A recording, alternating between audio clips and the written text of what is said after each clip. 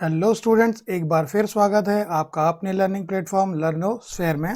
आज हम लाए हैं पेडागॉजी यानी शिक्षा शास्त्र के कुछ एमसीक्यू जो आपको हेल्प करेंगे बीएड, सीटेट, यूटेट या नेट एजुकेशन में आने वाले प्रश्नों को हल करने के लिए। सबसे पहले हम इसकी शुरुआत करते हैं एक विचार से। Education is not preparation for life, education is life itself. यानी शिक्षा जीवन की तैयारी नहीं बल्कि शिक्षा ही जीवन है, और ये कहा था जॉन डीवी ने, जो बहुत बड़े एजुकेशनलिस्ट रहे हैं।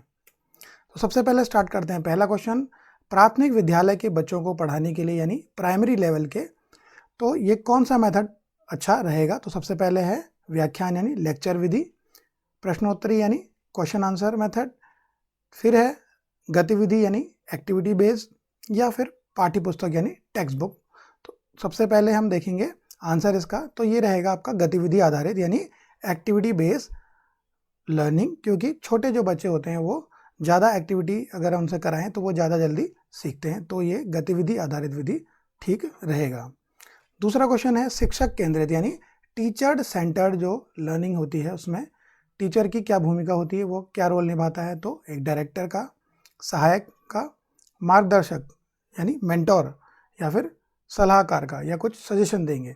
तो क्योंकि टीचर सेंटर्ड है तो सारा जो सब कुछ होगा वो हाथ में होगा टीचर के, यानी टीचर यहाँ पर एक निर्देशक यानी डायरेक्टर की भूमिका में रहेगा, तो सही आंसर होगा निर्देशक यानी डायरेक्टर। अब है शैक्षिक भ्रमण यानी जो एजुकेशनल टूर्स होते हैं वो किस प्रकार की शिक्षण विधि है यानी टीचिंग मेथड है? पहला है ओरल है, दूसरा है एक्सपीरियंस बेस्ड लर्निंग, या तीसरा है राइटिंग, यह है आपका लिसनिंग। तो हम देखेंगे कि जब हम टूर पे जाते हैं तो वहाँ हमें कुछ ना कुछ एक्सपीरियंस होता है, तो हम देखेंगे कि सही आंसर होगा अनुभवात्मक यानी एक्सपीरियंस बेस्ड लर्निंग, जिसमें एजुकेशनल टूर जाते हैं, किसी हिस्टोरिकल प्लेस में जाते हैं, हिली एरियाज में जाते हैं, वहाँ के आसपास के एटमॉस्फेयर को देखते हैं, प्लांट्स को देखते हैं और लोगों से भी मिल सकते हैं, तो ये है experience based learning. Next question पे जाते हैं। परियोजना यानी प्रोजेक्ट मेथड का मेन जो एम है वो क्या है? रटने की आदत डालना, या अनुशासन डिसिप्लिन सिखाना, वास्तविक जीवन से जोड़ना, या समय बिताना यानी टाइम पास करना।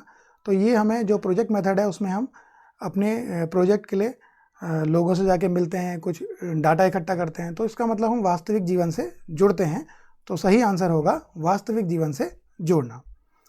अगला क्वेश्चन है बालक स्वभाव से जिज्ञासु यानी क्यूरियस होते हैं बच्चे, तो ये किस विधि का आधार है?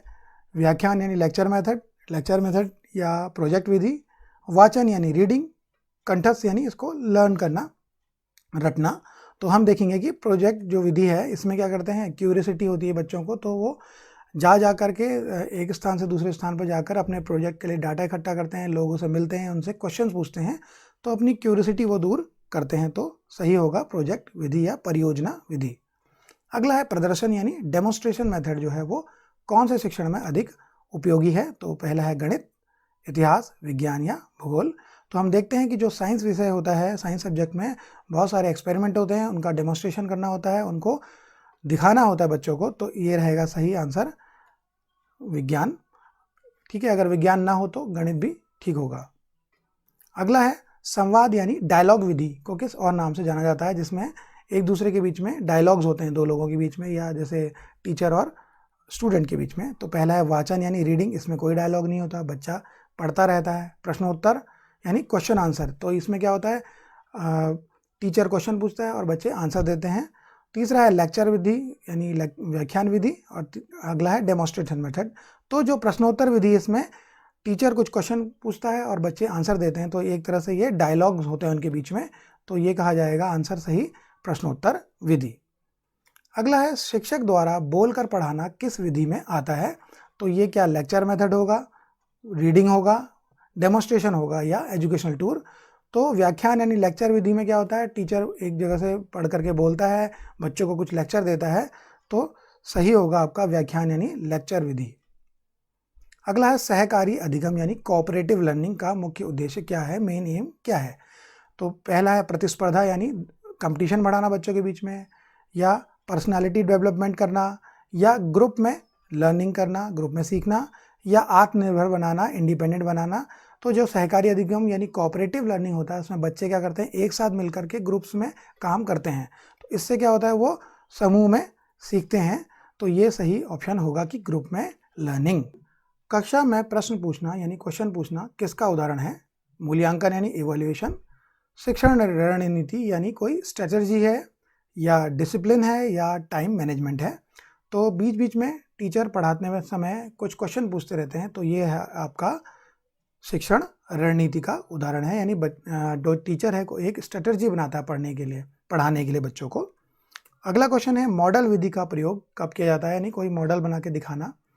जब सामग्री अमूर्त हो, यानी क्या हो, ऐसी जो दिखाई ना देती हो, जिसको हम काल्पनिक रूप से ही वो कर सकते हैं बच्चे, या सामग्री ठोस हो, यानी जब हम कोई चीज़ पढ़ रहे हैं लेकिन उसको हम क्या कर सकते हैं, उसको देख सकते हैं, या समय कम हो, या छात्र कमज़ोर हो। तो मॉडल विधि का प्रयोग तब किया जाता है जब कोई हमें जो कोई थ्योरी दी है वो केवल एक थ्योरेटिकल में है, उसको प्रैक्टिकली नहीं हो, तो टीचर क्या करते हैं, उसका एक मॉडल बना के दिखाते हैं, यानी जब सामग्री अमूर्त हो, जिसका कोई क्या ना हो, आकार ना हो। अगला है भूमिका निर्वाह यानी रोल प्ले जो मेथड है वो किसका उदाहरण है? क्रियात्मक विधि है, श्रव्य विधि यानी सुनकर, ये क्रियात्मक में आप कुछ करेंगे एक्टिविटी, मौखिक विधि ओरल, या प्रदर्शन या डेमोन्स्ट्रेशन है। तो ये है आपका क्रियात्मक विधि, इसमें रोल प्ले होता है, तो इसमें हम कुछ ना कुछ क्रियाएं करते हैं। किसी बच्चे को कुछ बना देते हैं, जैसे मान लीजिए सोलर सिस्टम पढ़ाना है तो किसी बच्चे को सन बना दिया, किसी को अर्थ बना दिया, इसी तरह अलग अलग प्लैनेट्स बना दिए, तो वो एक रोल प्ले करेंगे, तो ये क्रियात्मक विधि होगी। अगला क्वेश्चन, यानी प्रेरणा किसका आधार है? तो यानी इंस्पिरेशन जो है वो किससे मिलती है? अनुशासन डिसिप्लिन से, अधिगम लर्निंग से, परीक्षा से, या पाठ्य पुस्तक से। तो सही आंसर होगा अधिगम यानी लर्निंग से, यानी जब लर्न करेंगे, कुछ सीखेंगे, तो उसके लिए हमें क्या है, प्रेरणा चाहिए। अगला है कक्षा शिक्षण में ब्लैक बोर्ड यानी श्यामपट्ट जो होता है वो किस प्रकार का साधन है? स्थिर दृश्य साधन है यानी स्टेबल रहता है, या गतिशील दृश्य है यानी चलता है, जैसे वीडियोस चलते हैं, श्रव्य है यानी सुनने का माध्यम है, या ऑडियो विजुअल श्रव्य दृश्य दोनों है। तो देखेंगे कि ब्लैक बोर्ड आपका स्थिर दृश्य है, तो ये क्योंकि ये चलायमान नहीं है वीडियोस की तरह, ठीक है। अगला क्वेश्चन है ड्रिल विधि का मुख्य उद्देश्य क्या है? तो ड्रिल विधि यानी किसी चीज़ की आप अगर कोई प्रैक्टिस कराते हैं तो उसे हम कहते हैं ड्रिल विधि।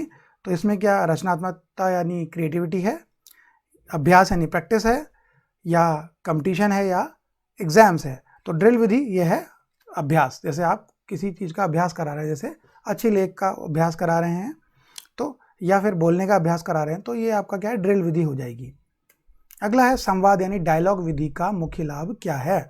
इसमें क्या होता है, स्टूडेंट्स जो है वो एक्टिव रहते हैं, टीचर्स का कंट्रोल बढ़ता है, समय कम लगता है, और नोट्स तैयार होते हैं। तो इनमें से क्या है, तो डायलॉग जब हम करेंगे तो बच्चे भी इसमें कुछ अपने बातें कहेंगे, तो इसमें क्या होगा, जो विद्यार्थी है वो सक्रिय रहते हैं यानी एक्टिव रहते हैं। अगला है बहस यानी डिबेट, जो आपस में डिस्कशन होती हैं, डिबेट्स होती हैं किसी पक्ष या विपक्ष में, तो उसका मुख्य उद्देश्य क्या है? तो ये है, पहला है याददाश्त बढ़ाना, विचार शक्ति विकसित करना यानी जो थॉट थिंकिंग स्किल है वो विकसित करना, लेखन कौशल यानी राइटिंग स्किल, या डिसिप्लिन अनुशासन। तो डिबेट जो होती है उसमें क्या होता है, बच्चे किसी पक्ष या विपक्ष में बोलते हैं तो उनकी थिंकिंग स्किल यानी विचार शक्ति विकसित होती है, तो सही उत्तर होगा विचार शक्ति विकसित करना। अगला है ऑडियो विजुअल सामग्री यानी जो सुनकर या देख करके हम चीज़ों को समझते हैं, जैसे तो किस प्रकार की विधि को सहयोग देती है? यह है मौखिक यानी ओरल, अनुभवात्मक यानी एक्सपीरियंस्ड, या दृश्य श्रव्य या वाचन। तो ये आपका हम देखेंगे कि ऑडियो विजुअल का मतलब ही है क्या, दृश्य और श्रव्य, यानी हम देख रहे हैं उस चीज़ को और उसको सुन रहे हैं, तो वो ज़्यादा अच्छे से हमें समझ में आएगी। अगला है माइक्रो टीचिंग का मुख्य उद्देश्य क्या है? तो माइक्रो टीचिंग में क्या होता है कि जो टीचिंग के अलग अलग एस्पेक्ट्स होते हैं उनको छोटे छोटे पार्ट में अलग अलग करके सिखाया जाता है। तो इसमें पहला ऑप्शन है शिक्षकों की आलोचना करना, या यानी उनका रिव्यू कर रहे हैं हम, शिक्षण कौशल का विकास करना यानी उनकी स्किल्स का डेवलपमेंट कर रहे हैं, या छात्रों का मूल्यांकन कर रहे हैं, या परीक्षा ले रहे हैं। तो इससे मैंने पहले भी बताया कि माइक्रो टीचिंग में हम टीचिंग स्किल्स का अलग अलग टीचिंग स्किल का एक छोटे छोटे से लेसन प्लान में हम उसको सिखाते हैं। तो ये है शिक्षण कौशल यानी टीचिंग स्किल्स का विकास करने के लिए टीचर्स की होती है माइक्रो टीचिंग।